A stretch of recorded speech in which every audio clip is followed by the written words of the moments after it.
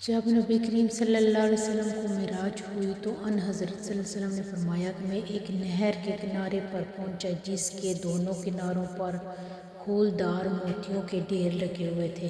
میں نے پوچھا ہے جبرائیل یہ نہر کیسی ہے؟ انہوں نے بتایا کہ یہ حوض کوثر ہے جو اللہ نے آپ کو عطا کیا ہے۔ نبی کریم صلی اللہ علیہ وسلم نے بیان کیا کہ میں نے جنت میں جھانک کر دیکھا تو وہاں رہنے والے اکثر غریب لوگ تھے، اور میں نے جہنم میں جھانک کر دیکھا شب معراج میں تو وہاں زیادہ عورتیں تھیں۔ آپ صلی اللہ علیہ وسلم نے فرمایا جنت والوں کے جسم پر بال نہ ہوں گے اور نہ ہی ان کی داڑھی ہوگی، اور ان کی آنکھیں سرمگی ہوں گی، نہ تو ان کی جوانیاں ختم ہوں گی اور نہ ہی ان کے کپڑے پوسیدہ ہوں گے۔ رسول اللہ صلی اللہ علیہ وسلم نے کھڑے ہو کر پانی پینے سے منع فرمایا۔ کھڑے ہو کر پانی پینا معدے کو نقصان پہنچاتا ہے، اس لیے اس سے بچنا چاہیے۔ رسول اللہ صلی اللہ علیہ وسلم نے فرمایا اللہ تعالیٰ فرماتے ہیں میرے ذکر کے لیے وقت نکالو میں تمہارے کاموں میں برکت عطا کروں گا، ورنہ دنیاوی کاموں کی کثرت تم پر اس قدر مسلط کر دوں گا کہ تمہیں فرصت ہی نہ ہوگی اور سکون سے محروم ہوگے۔ رسول اللہ صلی اللہ علیہ وسلم نے ارشاد فرمایا تم اپنے ایمان کو تازہ کرتے رہا کرو۔ لوگوں نے دریافت کیا ایمان کس طرح تازہ ہوتا ہے؟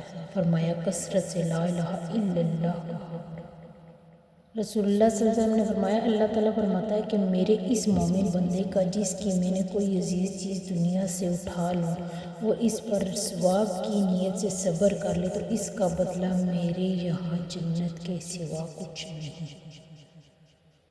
رسول اللہ صلی اللہ علیہ وسلم نے ارشاد فرمایا مسلمانوں اپنے گھروں میں اکثر قرآن مجید پڑھتے رہا کرو، کیونکہ جس گھر میں قرآن مجید نہیں پڑھا جاتا اس میں خیر و برکت نہیں ہوتی۔ نبی کریم صلی اللہ علیہ وسلم کا ارشاد گرامی ہے جو شخص سبحان اللہ و بحمدہ پڑھتا ہے اس کے لیے جنت میں ایک کھجور کا درخت لگا دیا جاتا ہے۔ حضرت علی رضی اللہ عنہ جس انسان کو غصہ زیادہ آتا ہے وہ انسان پیار بھی اتنا ہی زیادہ کرتا ہے اور اتنا ہی صاف دل رکھتا ہے۔ رسول اللہ صلی اللہ علیہ وسلم نے فرمایا اللہ تعالیٰ نے ایسی کوئی بیماری نہیں بنائی کہ جس کی دوا نازل نہ کی ہو سوائے ایک بیماری کے وہ بڑھاپا ہے۔ حضرت علی نے فرمایا جب کوئی پریشانی نہ حل ہو رہی ہو اور نہ ہی ختم ہو رہی ہو تو آپ درود شریف کی کثرت کر لیں مشکل ختم ہو جائے گی۔ حضرت علی رضی اللہ عنہ نے فرمایا جب تمہاری جان کو خطرہ ہو تو صدقہ دے کر جان بچاؤ اور جب تمہارے دین کو خطرہ ہو تو جان دے کر دین بچاؤ۔ حسرتوں پر کن فیکون مجھے مانگنا نہیں آتا پر تجھے دینا آتا ہے نا میرے پیارے اللہ کر دے نا میری حسرتیں پوری فرما دینا کن میری حسرتوں پر۔ وقت یا پیار دونوں کی مار انسان کو بالکل بدل دیتی ہے، پہلے جیسا کچھ بھی نہیں رہتا۔